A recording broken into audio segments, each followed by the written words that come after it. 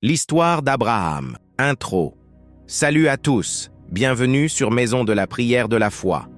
Aujourd'hui, je vais vous raconter l'histoire d'un homme qui a tout quitté pour suivre Dieu. Un homme que Dieu a appelé son ami.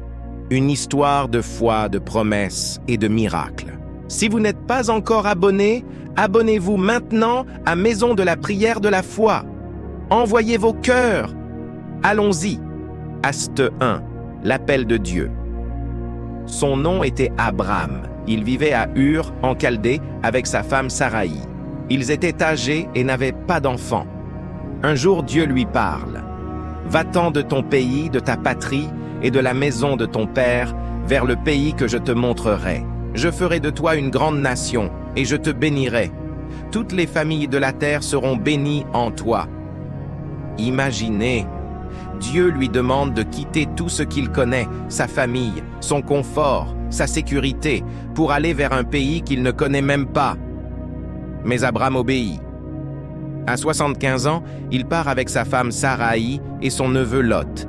Il ne sait pas où il va, mais il sait qu'il appelle. La Bible dit, Abram partit, comme l'Éternel le lui avait dit. Dieu lui fait une promesse incroyable. Je donnerai ce pays à ta postérité. Mais il y a un problème. Abram et Saraï n'ont pas d'enfants, et ils sont maintenant trop vieux pour en avoir. Comment Dieu va-t-il accomplir sa promesse? Si tu veux voir comment Dieu tient ses promesses, envoie un cœur et abonne-toi à Maison de la prière de la foi. Acte 2. L'attente et la foi. Les années passent. 10 ans, 20 ans, toujours pas d'enfants. Saraï, désespérée, dit à Abram, « Prends ma servante Agar. Peut-être aurai-je des enfants par elle. » Abram accepte. Agar tombe enceinte et donne naissance à Ismaël. Mais ce n'est pas le plan de Dieu. 13 ans plus tard, quand Abram a 99 ans, Dieu lui apparaît à nouveau. « Je suis le Dieu Tout-Puissant. Marche devant ma face et sois intègre. » Dieu change son nom. On ne t'appellera plus Abram, mais Abraham, car je te rends père d'une multitude de nations. Dieu change aussi le nom de Saraï en Sarah et lui dit « Je la bénirai et elle te donnera un fils. » Abraham tombe sur sa face et rit. Il pense « Un fils naîtra-t-il à un homme de 100 ans?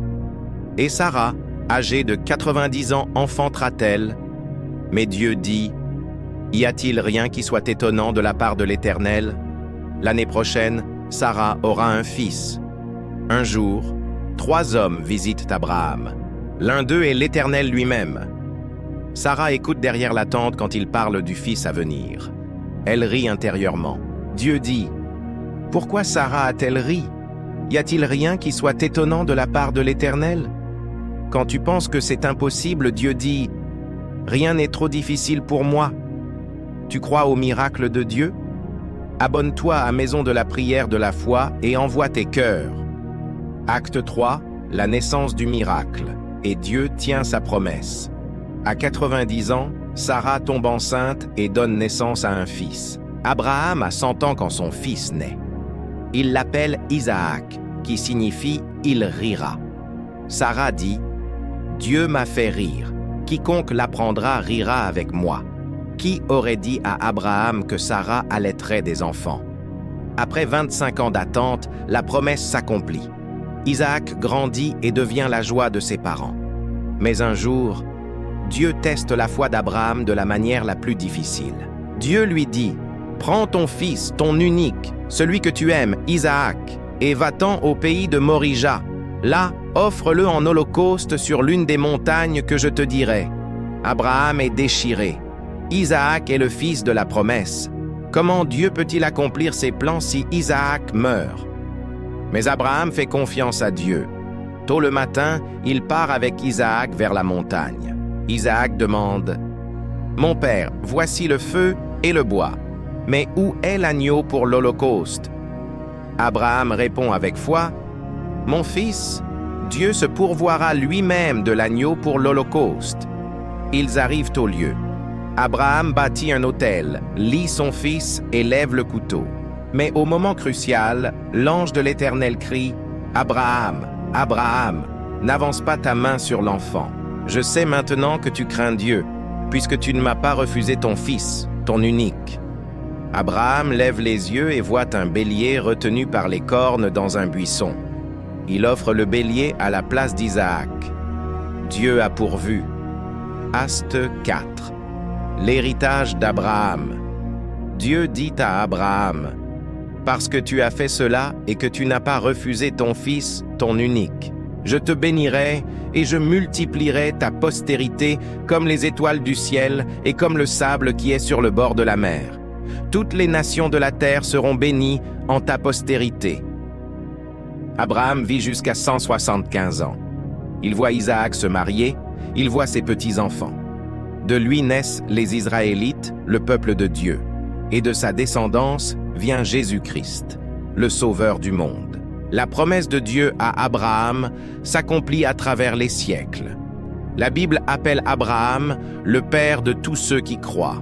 Son histoire nous montre que la foi n'est pas l'absence de doute, mais le choix d'obéir malgré le doute.